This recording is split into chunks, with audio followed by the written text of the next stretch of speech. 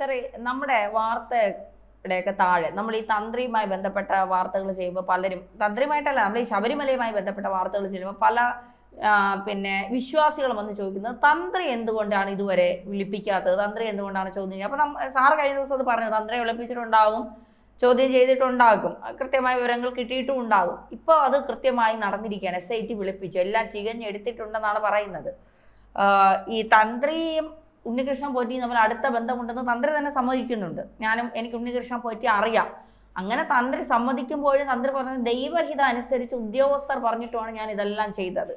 ഇപ്പം അയ്യപ്പൻ പറഞ്ഞു ശബരിമലയിലെ ഈ വിഗ്രഹപ്പാളികൾ അഴിച്ചെടുത്ത് ഈ 39 ദിവസം കൊണ്ട് കറങ്ങണമെന്നും ജയറാമിൻ്റെ വീട്ടിൽ വെക്കണമെന്നും ലോകം മുഴുവൻ ഇതുകൊണ്ട് നടക്കണമെന്നും ഇത് അന്താരാഷ്ട്ര റാക്കറ്റുകളുമായി ഇത് ബന്ധപ്പെടുത്തണമെന്നൊക്കെ ദൈവഹിതമാണെങ്കിൽ അയ്യപ്പൻ വന്ന് തന്ത്രിയോട് പറയണമല്ലോ, എന്നാലല്ലേ തന്ത്രിക്ക് ഇത് ചെയ്യാൻ പറ്റൂ. അപ്പോൾ തന്ത്രി നടത്തുന്നതെല്ലാം പക്ക ഉടായിപ്പല്ലേ? കണ്ടിട്ടില്ലേ നമ്മൾ ഈ തന്ത്രി എടുത്ത് എന്ത് ചോദിച്ചാലും സ്വാമിയെ ശരണമയ്യപ്പോൾ, എന്നിട്ട് വർത്തമാനം പറഞ്ഞിട്ട് അവസാനം സ്വാമിയെ ശരണമയ്യപ്പോൾ അവനെ പുള്ളി വർത്തമാനം പറയുന്നത് ആൾക്കാർക്ക് അല്ലെങ്കിൽ സംശയം ഉണ്ടെങ്കിൽ നോക്കിയാൽ മനസ്സിലാവും. ഇപ്പോൾ വാർത്താ മാധ്യമങ്ങളൊക്കെ നിറഞ്ഞു നിൽക്കുമ്പോൾ ചോദ്യങ്ങൾ ചോദിക്കുമ്പോഴേ ഭഗവാൻ അയ്യപ്പൻ്റെ ആഗ്രഹം, അയ്യപ്പൻ്റെ താല്പര്യം എന്നൊക്കെ പറയുന്നത്. എന്നാൽ അയ്യപ്പൻ്റെ അടുത്ത ആളാണ്. ഈ ദേവഹിതം നോക്കുന്ന ആൾ തന്ത്രിയാണോ അതോ ഈ ജ്യോത്സ്യനാണോ? മാത്രമല്ല ദേവഹിതം അനുസരിച്ചാണെങ്കിൽ ഈ തന്ത്രി തന്നെയല്ലേ പറഞ്ഞേക്കുന്നത് അയ്യപ്പൻ്റെ സാന്നിധ്യമുള്ള അല്ലെങ്കിൽ ശബരിമലയിലെ സാധനങ്ങൾ യാതൊരു കാരണവശാലും ആ പരിസരം വിട്ട് പ്രദേശം വിട്ട് വെളിയിൽ പോകരുത്. ഇത് താല്പര്യമാണെങ്കിൽ അതിനകത്ത് വേറൊരു ചോദ്യം വരും, തന്ത്രി അതിന് മറുപടി പറയേണ്ടി വരും. താല്പര്യം എന്ന് പറയുമ്പം ദേവഹിതം അനുസരിച്ചുള്ള താല്പര്യം, അല്ലെങ്കിൽ ഇത് നോക്കിയിട്ട് അപ്പം ദേവൻ പറയും എനിക്ക് ഇച്ചിരി മങ്ങൽ പറ്റിയിട്ടുണ്ട്, നല്ലപോലെ പൂശണം കേട്ടോ കൺട്രി മോഹരരെ, അപ്പോൾ ഒന്ന് പൂശി കൊടുത്താട്ടെ. അപ്പോൾ പൂശി കൊടുക്കാൻ വേണ്ടി പറയാമല്ലോ. അപ്പം അതിനകത്ത് ദേവഹിതമായിരുന്നോ തന്ത്രി? അദ്ദേഹം പറയണം ഈ 98-ൽ സ്വർണം പൂശിയിരുന്ന അല്ലെങ്കിൽ അത്രയും ക്ലാരിറ്റിയുള്ള, അതിൻ്റെ ബാക്കി ഭാഗങ്ങൾ അവിടെ ഇവിടെയൊക്കെ ഇരിപ്പുണ്ടല്ലോ, അത് പരിശോധിച്ചാൽ മനസ്സിലായില്ല, ഒന്നിച്ചാണല്ലോ പൂശിയെ. അത്രയും ക്ലാരിറ്റി ഉണ്ടായിരുന്ന ഈ വാതിൽപ്പടിയും ദ്വാരപാലക ശില്പത്തിനും അല്ലെങ്കിൽ സ്വർണം പൂശാൻ കൊണ്ടുവന്നു. അതിനകത്ത് ദേവഹിതമുണ്ടോ? പുള്ളി ഇതിനകത്ത് ഒപ്പിടണമെന്ന്? ഈ ദേവഹിതമാണോ ഈ പറയുന്ന ഇത് ചെമ്പ് പാളി ആണെന്ന് വളരെ കൃത്യമായിട്ട് ഈ മൂരി ബാബു എഴുതി വെച്ചിരുന്നു, അല്ലെങ്കിൽ എല്ലാവരും ഇടപെട്ടിരുന്നു. അതിനകത്ത് മേൽശാന്തിയും തന്ത്രിയും കൂടെ ഒപ്പിടുന്ന ദേവഹിതമല്ലല്ലോ. ദേവഹിതം എന്താ പറയുക, അത് ദേവഹിതമാണോ? അതാ നമുക്കറിയേണ്ടത്. ഇതിനകത്ത് ശരി ഇദ്ദേഹത്തിൻ്റെ അടുത്ത് ചോദിക്കുന്നു, ഇദ്ദേഹത്തിൻ്റെ അടുത്ത് അഭിപ്രായം ചോദിക്കാം ഉദ്യോഗസ്ഥന്മാർക്ക്. ഇത് ഇവിടുന്ന് ഇളക്കാമോ, ഇവിടുന്ന് കൊണ്ടുപോകാമോ, ഇത് ബാംഗ്ലൂരിൽ എത്തിക്കാമോ, അത് ഉണ്ണിയണ്ണ പോറ്റിയുടെ കൊടുക്കാമോ, അല്ലെങ്കിൽ ഇതൊക്കെ ദേവകം ചോദിക്കാം. അപ്പം പുള്ളി പറയും ഇത് ഇവിടുന്ന് ഇളക്കാം, അല്ലെങ്കിൽ ഇവിടുന്ന് കൊണ്ടുപോകാം, സ്വർണം പൂശാം, കൃത്യമായിട്ട് ഉണ്ണിയണ്ണ പോറ്റിയുടെ കൊടുത്തു വിടണം, മറ്റേ കൊടുത്തു വിട്ട ലാബ് പൂശാൻ കൊടുത്ത ഇതെവിടാം, അവിടെയും ഭഗവാൻ സാന്നിധ്യമുണ്ട്, അവിടെ കൊടുക്കണം. ഇതൊക്കെ ദേവഹിതമായിരിക്കും. ഞാൻ ചോദിച്ചിട്ട് ഇതെല്ലാം അങ്ങ് ദേവഹിതം പുള്ളി തോന്നിപ്പിച്ചു. ഞാനിതെല്ലാം സമ്മതിച്ചു. എനിക്ക് ഒറ്റ ചോദ്യമേ ഉള്ളൂ, ഇതിനകത്ത് ഈ മഹസർ തയ്യാറാക്കിയപ്പോൾ 98-ൽ പൂശിയ അല്ലെങ്കിൽ സ്വർണം പൂശിയ സാധനം എങ്ങനെ ചെമ്പ് തകിടന്ന് വന്നു? അതിൻ്റെ കീഴിൽ എന്തിന് ഇദ്ദേഹം ഒപ്പിട്ടു? വായിക്കാൻ അറിയത്തില്ലേ? ഇദ്ദേഹം സർക്കാർ ഉദ്യോഗസ്ഥനായിരുന്നു. ഈ മോഹൻലാലിൻ്റെ സർക്കാർ വാട്ടർ അതോറിറ്റി ജോലി ചെയ്തതാണ്, പെൻഷൻ കിട്ടിയതാണ്. അപ്പം അത് കുഴപ്പമൊന്നുമില്ല. അപ്പം വിദ്യാഭ്യാസം ഇല്ലാത്ത ആളൊന്നും അല്ലല്ലോ. 2 പേർക്കും വിദ്യാഭ്യാസം ആവതിനപ്പുറം ഉണ്ട്, ലോകം ഓരോ ഉണ്ട്. അവിടെ ഹൈക്കോടതി നിരീക്ഷണം ഉണ്ടെന്ന് പറയും. എന്നാൽ തന്ത്രി ഒരു കാര്യം കൂടെ ശ്രദ്ധിക്കണ്ടേ, ഹൈക്കോടതിയുടെ നിരീക്ഷണമുള്ള അമ്പലമാണല്ലോ, അല്ലെങ്കിൽ അതിന് ആളുണ്ടല്ലോ. അവരൊക്കെ ഇത് അറിഞ്ഞായിരുന്നോ? അല്ലെങ്കിൽ പോട്ടെ, ഈ സത്യസന്ധനായിട്ടുള്ള തന്ത്രി അവിടെ ചെന്ന് ഇന്നതുപോലൊരു വിഷയമുണ്ടെന്ന് അതിൻ്റെ ഉത്തരവാദിത്തപ്പെട്ടവരെ അറിയിക്കാമല്ലോ. പറഞ്ഞില്ല. അതയ്യപ്പൻ പറഞ്ഞു, ഒളിച്ചു കടത്താൻ അയ്യപ്പൻ പറഞ്ഞത്. അതായി അയ്യപ്പന് ഒരു ചെറിയ കള്ളത്തരമൊക്കെ ഇതിനകത്ത് കാണിക്കുന്നുണ്ട്.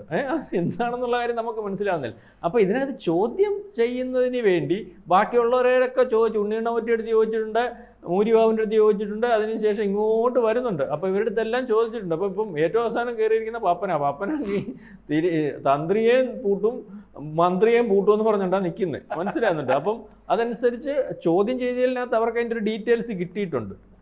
ഈ തന്ത്രി എന്ന് പറയുന്ന സാധനത്തിനെ അവസാനം വെച്ചിരിക്കുന്നതെന്ന് പറഞ്ഞാൽ ഇതെല്ലാം ചോദ്യം ചെയ്തിട്ട് ഇതിനകത്ത് ഇയാൾ എന്തോ ഉണ്ട്, ഇയാളുടെ ഇൻവോൾവ്മെൻറ്റ് എന്തോ ഉണ്ട്, ഇതെല്ലാം മനസ്സിലാക്കിയിട്ടാണ് ഇദ്ദേഹത്തിൻ്റെ ചോദിക്കുന്നത്. അപ്പോൾ ഇദ്ദേഹം പറയുന്ന ആമയെ ചുട്ടാൽ മലത്തിയിട്ട് ചുടണം, ഞാനൊന്നും അറിഞ്ഞില്ലേ രാമനാരായണ. ഇതാ പുള്ളിയുടെ ഇപ്പോഴത്തെ ഒരു സാധാരണക്കാരന് മനസ്സിലാവും. ജയിലിലെ തന്ത്രിക്ക് പ്രത്യേക പരിഗണന കൊടുക്കും, ഈ പപ്പനും വാസുവിനും ഒക്കെ കൊടുത്തതുപോലെ. അല്ല, ജയിലിൽ ആർക്കും പ്രത്യേക പരിഗണനയൊന്നും ഇല്ലല്ലോ. പിന്നെ ചില ആൾക്കാർക്ക് ഇദ്ദേഹത്തിന് ഈ ആരോഗ്യ പ്രശ്നം ഉണ്ടായിട്ട് ഒരു കട്ടിൽ കൊടുത്തോ, അല്ലെങ്കിൽ നേരത്തെ ജുഡീഷ്യറിയിലൊക്കെ ഇരുന്ന് പോസ്റ്റ് വെച്ചിട്ട് ചിലപ്പോൾ ചില ഈ ഇദ്ദേഹത്തിൻ്റെ കൂടെ ഇരുന്നവരൊക്കെ അല്ലെങ്കിൽ ഈ നമ്മുടെ ജഡ്ജിമാരോ അല്ലെങ്കിൽ പരിചയക്കാരോ മറ്റൊരു മറിച്ചവരോ ഒക്കെ കാണും. അപ്പോൾ അതനുസരിച്ച് ഒരു കട്ടിൽ വാഗ്ദാനം ചെയ്തു എന്നുള്ളതില്ല. തന്ത്രിക്ക് ഇനി എവിടെയൊക്കെ ഇത് കാണും, ഇനി അതിനകത്ത് ഗണപതി ഹോമം നടത്താനുള്ള സംവിധാനം കൊടുക്കുമെന്നുള്ള കാര്യം എനിക്കറിയത്തില്ല. വേണമെങ്കിൽ പുള്ളി പറയാം, ഞാൻ നിരന്തരം രാവിലെ ഇതുപോലെ ഗണപതി ഹോമവും ഭഗവതി സേവയും ഒക്കെ നടത്തുന്നു, അല്ലെങ്കിൽ ചില മന്ത്രങ്ങളൊക്കെ ചെയ്യുന്നതൊക്കെയാണെന്ന് പറഞ്ഞാൽ ചിലപ്പോൾ കൊടുത്തേക്കാം. പക്ഷെ സാധാരണഗതിയിൽ നമ്മുടെ ഇതനുസരിച്ച് ഏത് തന്ത്രിയായാലും ഏത് മന്ത്രിയായാലും കുറ്റക്കാരനായി കഴിഞ്ഞാൽ അതിനകത്ത് അനുവദിച്ചിരിക്കുന്ന രീതിയിലുള്ള ആനുകൂല്യങ്ങളൊക്കെ കിട്ടത്തുള്ളൂ. പ്രത്യേക പരിഗണന വേണമെങ്കിൽ അതിന് പ്രത്യേകമായിട്ട് എന്തെങ്കിലും ഉണ്ടെന്ന് കണ്ടൊക്കെ കൊടുക്കാറുണ്ട്. അതൊക്കെ വളരെ അപൂർവമാണ്. പക്ഷെ തന്ത്രിക്ക് എങ്ങനെ കൊടുക്കുമെന്ന് ചോദിച്ചാൽ തന്നെ വിചാരിക്കേണ്ട, കൊടുക്കാനുള്ള സാധ്യത വളരെ കുറവാണ്.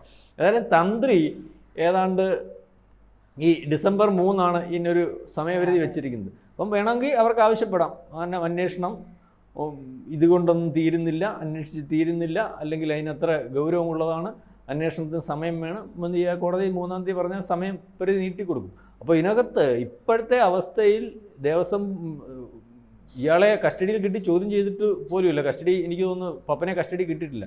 പപ്പനെ കസ്റ്റഡി കിട്ടിയാൽ മാത്രമേ നമ്മുടെ മന്ത്രിയിലേക്ക് പോകത്തുള്ളൂ. പപ്പൻ ഇനി വിശാലമായിട്ട് പറയാനിരിക്കുന്നത് എന്തൊക്കെയാണെന്ന് കസ്റ്റഡി മേടിച്ചാലല്ലേ അറിയത്തുള്ളൂ. അപ്പോൾ അതിനുശേഷം അതെ പപ്പ എണ്ണി. ഇപ്പോൾ പപ്പ കയറുന്നതിന് മുമ്പേ പറഞ്ഞിട്ടുണ്ട്, തന്ത്രി, മന്ത്രി, ഉണ്ണീഷ്ണം പോറ്റി, ഇത് 3 പേരുടെ കാര്യം ഇങ്ങനെ പുള്ളി ഇൻഡയറക്റ്റായിട്ട് തൊടാതോട് പറഞ്ഞിട്ടുണ്ട്. അപ്പം ഇതിനകത്ത് ഈ ഇദ്ദേഹം പറയുന്ന കാര്യം വിശ്വസിച്ച് പോകുന്ന ഒരു അവസ്ഥയൊന്നും SITക്കും അല്ലെങ്കിൽ ഉദ്യോഗസ്ഥന്മാർക്കും ഇല്ല. ഒന്നും അറിഞ്ഞില്ല എന്നൊക്കെ പറയും. ശരി, ദേവഹിതം നോക്കിക്കൊടുത്തു, ഞാൻ മുമ്പേ പറഞ്ഞതുപോലെ സ്വർണം പൂശാൻ അനുമതി, ഭഗവാന്റെ അനുമതിയുണ്ട്, അനുമതിയുണ്ട്, ഭഗവാൻ അനുവദിച്ചിരിക്കുന്നു. അല്ലെങ്കിൽ ദേവാന്നല്ല ഭഗവാന്റെ തന്ത്രിയാണ് ആ ഒരു അമ്പലത്തിൻ്റെ തന്തയുടെ സ്ഥാനം എന്ന് പറയും. ശരിക്കും പറഞ്ഞ എല്ലാ അമ്പലത്തിലും തന്ത്രിയാണ്, തന്തയുടെ സ്ഥാനമാണ് അവിടെ. അപ്പോൾ പുള്ളി പറഞ്ഞതുപോലെ പൂശാൻ പുള്ളിയുടെ അനുമതിയുണ്ട്. അല്ലെങ്കിൽ ചുള്ളിയോട് ചോദിച്ചു. ഞാൻ ചോദിക്കുന്ന ഒറ്റ കാര്യമുള്ളൂ, ഈ അനുമതി ഇങ്ങനെ മതിയല്ലോ, തന്ത്രിയുടെ അനുമതി ഇങ്ങനെ മതി, ചോദിച്ചാൽ മതി. അല്ലെങ്കിൽ അതിന് അദ്ദേഹത്തിന് അനുമതി കൊടുക്കണമെങ്കിൽ ഇനി അതിന് ലീഗലി വല്ല വേണമെങ്കിൽ പുള്ളിയുടെ ലെറ്റർ പാടിൽ ഇന്നതുപോലെ സ്വർണം പൂശാൻ അനുമതി കൊടുക്കുക. പക്ഷേ ചെമ്പ് താളിയാണെന്ന് മഹസർ തയ്യാറാക്കുന്നതിൻ്റെ കീഴിൽ ഇയാൾ എന്തിനൊപ്പിട്ടു? അല്ലെങ്കിൽ ഈ പറയുന്ന മേൽശാന്തി എന്തിനൊപ്പിട്ടു? അപ്പോൾ ചെമ്പ് തകിട് അല്ലെന്നുള്ള കാര്യം വളരെ കൃത്യമായിട്ട് അറിയല്ലോ. ചെമ്പ് തകിട് ആണെന്ന് മഹസർ ഉണ്ടാക്കുന്നതെന്ന് പറഞ്ഞാൽ ഇത് ഏതെങ്കിലും കാരണവശാൽ എന്തെങ്കിലും രീതിയിൽ ഏതെങ്കിലും പരിശോധന വന്നു കഴിഞ്ഞാൽ, ഏജൻസിയുടെ വന്നു കഴിഞ്ഞാൽ മിനിറ്റ്സിനകത്ത് രേഖപ്പെടുത്തിയിരിക്കുന്നത് ചെമ്പാണല്ലോ. അപ്പോൾ അവിടുന്ന് സ്വർണം പോയിട്ടില്ലല്ലോ, ചെമ്പുതാളിയാണല്ലോ കൊണ്ടുപോയി സ്വർണം പൂശിക്കൊണ്ട് തിരിച്ചു വന്നത്. ആ രീതിയിൽ ലീഗലി രക്ഷപ്പെടുന്നതിന് വേണ്ടി, അതായത് വളരെ കൃത്യമായ ഗൂഢാലോചനയോടുകൂടി ഒരു സ്വർണ്ണക്കൊള്ള നടത്തുന്നതിന് വേണ്ടി തീരുമാനിച്ചിരുന്നതിൻ്റെ ഭാഗമായിട്ടാണ് ഇത്രയും മുന്നൊരുക്കങ്ങൾ അവിടെ നടത്തിയിരിക്കുന്നത്. തന്നെയാണ് കേസിന് ആസ്പദമായിട്ടുള്ള സംഭവം. അതായത് 98-ൽ ഈ പൂശിയിരിക്കുന്ന സ്വർണം, 24 ക്യാരറ്റ് പൂശിയിരിക്കുന്ന സ്വർണം പൂശിയിരിക്കുന്നിടത്ത് യാതൊരു കാരണവശാലും ഇതിന് മങ്ങലേൽക്കാനോ സ്വർണം കയ്യെപ്പറ്റി പോകാനോ സാധ്യതയില്ലാത്തടത്ത് അത് വളരെ കൃത്യമായിട്ട് അതിനകത്ത് സ്വർണ്ണമുണ്ടെന്ന് കണ്ട് ആ സ്വർണം അടിച്ചു മാറ്റുന്നതിന് വളരെ ഗൂഢാലോചനയോടുകൂടി നേരത്തെ വളരെ കൃത്യമായിട്ട് പല കേസുകളിലും പെട്ടിട്ടുള്ള മുരാരി ബാബുവിനെ കൊണ്ടുവന്ന് 2019-ലും അതിന് ശേഷം 2025-ലും അതേ ഉദ്യോഗസ്ഥനെ വളരെ കൃത്യമായിട്ട് കൊണ്ട് മഹസർ തയ്യാറാക്കി. ആ മഹസർ തയ്യാറാക്കുന്നതിനകത്ത് അദ്ദേഹത്തിൻ്റെ എഴുത്തിനകത്ത്, അല്ലെങ്കിൽ ഈ പറയുന്നത് പോലെ ചെമ്പ് താളി എന്നുള്ള എഴുത്തിനകത്ത് എന്തെങ്കിലും വ്യത്യാസമോ അല്ലെങ്കിൽ തിരുത്തലോ വരുത്തണമെന്ന് ഉത്തരവാദിത്തപ്പെട്ടവരായിട്ടുള്ള ദേവസ്വം ബോർഡ് പ്രസിഡന്റും കമ്മീഷണറും അല്ലെങ്കിൽ ലീഗലി അറിവുള്ളവരുമായിട്ടുള്ള അവരെ കണ്ട് ബോധ്യപ്പെട്ട് പോകുന്നത് കൃത്യമായ ഗൂഢാലോചന. ഈ ഗൂഢാലോചനയ്ക്കകത്ത് പഴുതുകൾ അടയ്ക്കുന്നതിന് വേണ്ടിയാണ് തന്ത്രിയെ കൊണ്ട് ഒപ്പിടിച്ചത്, അല്ലെങ്കിൽ മേശാന്തിയെ കൊണ്ട് ഒപ്പിടിച്ചത്. അപ്പം അത് അറിഞ്ഞുകൊണ്ട്, വായിച്ചു നോക്കാതെ ഒപ്പിടത്തില്ലോ, അറിഞ്ഞുകൊണ്ട് അതിനകത്ത് ഒപ്പിടണമെങ്കിൽ ഈ ഗൂഢാലോചന ഭാഗമായിട്ട് നടന്ന കൊള്ളയ്ക്കകത്ത് തന്ത്രിക്ക് കൃത്യമായ പങ്കുണ്ട്, മേൽശാന്തിക്ക് കൃത്യമായ പങ്കുണ്ട്. അല്ലെങ്കിൽ നമുക്കിനി അങ്ങ് വിശ്വസിക്കാം ഇതിനകത്ത് പങ്കില്ലെങ്കിൽ അവിടെ നടത്തുന്ന പല കൊള്ളകൾക്കും കൊള്ളരുതായ്മകൾക്കും അല്ലെങ്കിൽ ലീഗലി അല്ലാത്ത കാര്യങ്ങളും തന്ത്രി ചെയ്യുന്നു, തന്ത്രിയുടെ കെയർ ഓഫ് ചെയ്യുന്നു എന്നുള്ള കാര്യം ഈ പറയുന്ന ദേവസ്വം ബോർഡ് ഉദ്യോഗസ്ഥന്മാർക്കും ദേവസ്വം ബോർഡ് പ്രസിഡന്റിനും ഒരുപക്ഷെ കമ്മീഷണർക്കുമൊക്കെ അറിവുള്ളതായതുകൊണ്ട് അവരുടെ താല്പര്യത്തിനനുസരിച്ച് നിന്നു കൊടുക്കുന്നതിന് വേണ്ടി തന്ത്രിയും മേൽശാന്തിയും ഇത് ചെയ്തു എന്ന് വേണം കരുതാം. അപ്പോൾ തന്ത്രിയും മേൽശാന്തിയും ഇതിനകത്ത് കുറ്റം ചെയ്തിട്ടുണ്ട്. ദേവഹിതം നോക്കിയതിനകത്ത് ഞാനങ്ങ് വിട്ടു.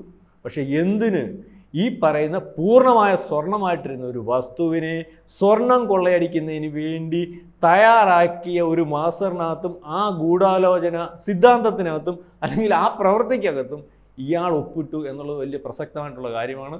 അതിനകത്ത് ഗൂഢാലോചനയ്ക്കകത്ത് പങ്കുണ്ട്, ഈ കൊള്ളയ്ക്കകത്ത് പങ്കുണ്ട്. നമ്മൾ ഈ പറയുന്നത് പോലെ ഉണ്ണികൃഷ്ണൻ പോറ്റിയെ 2007 തൊട്ട് അവിടെ ഹോൾഡ് ചെയ്തതും അയാൾ ഇദ്ദേഹത്തിൻ്റെ കെയർ ഓഫിൽ അവിടെ വന്നതും നമുക്ക് സംശയാസ്പദമായിട്ടുള്ള കാര്യമാണ്. ഇതിനകത്ത് ഈ പറഞ്ഞ പോലെ ദേവഹിതം നോക്കണമെന്നല്ലേ പറയുന്നത്. ദേവഹിതം നോക്കണം എന്നുള്ളെങ്കിൽ 37 അവിടുന്ന് വെളിയിൽ കൊണ്ടുപോകാൻ പാടില്ലാത്ത സാധനം ആരെ പാളികൾ ബാംഗ്ലൂരിൽ കൊണ്ടുപോയി 37 ദിവസം ഈ പറയുന്ന ദ്വാരപാലക ശില്പവും അല്ലെങ്കിൽ വാതിൽപ്പടിയും വെളിയിൽ ഹോൾഡ് ചെയ്തതും തന്ത്രി അറിഞ്ഞു കാണുമല്ലോ. ദേവഹിതം നോക്കുന്ന ആൾക്ക് ജയറാമിൻ്റെ വീട്ടിൽ കൊണ്ടുപോയി പൂജിക്കാനും ദേവഹിതം ഇദ്ദേഹം നോക്കിക്കൊടുത്ത് കാണുമല്ലോ. അപ്പോൾ എല്ലാ രീതിയിലും കുഴപ്പങ്ങളുണ്ട്, പ്രശ്നങ്ങളുണ്ട്. തന്ത്രി ചിലപ്പോൾ അകത്ത് പോയാലും അതിശയപ്പെടാനൊന്നുമില്ല. പപ്പൻ്റെ കസ്റ്റഡി കിട്ടിയിട്ടില്ല. പപ്പൻ്റെ കസ്റ്റഡി കിട്ടിക്കഴിയുമ്പോൾ പപ്പൻ്റെ മൊഴി ഒരുപക്ഷെ തന്ത്രിക്കും മന്ത്രിക്കും ഒക്കെ പണിയാകും എന്നുള്ള രീതിയിലേക്കായിരിക്കും കാര്യങ്ങൾ പോകുന്നത്. 3-ാം തീയതി ഇതിൻ്റെ സമയപരിധി അവസാനിക്കുന്നു. സമയപരിധി അവസാനിക്കുന്നതിനകത്ത് അന്വേഷണ ഉദ്യോഗസ്ഥന്മാർക്ക് SIT അല്ലെങ്കിൽ അന്വേഷണ സംഘത്തിന് കോടതിയിൽ ബോധ്യപ്പെടുത്താം സമയം കൂട്ടി വേണം, അന്വേഷണം അതിൻ്റെ പൂർണ്ണതയിലെത്തിയിട്ടില്ല, അന്വേഷിച്ചപ്പോൾ വലിയ വിശാലമായ കൊള്ളയാണ്, കൂടുതൽ അന്വേഷണവും തെളിവുകളും ശേഖരിക്കേണ്ടതുണ്ട്, സമയപരിധി നീട്ടിക്കൊടുക്കാൻ സാധ്യതയുണ്ട്.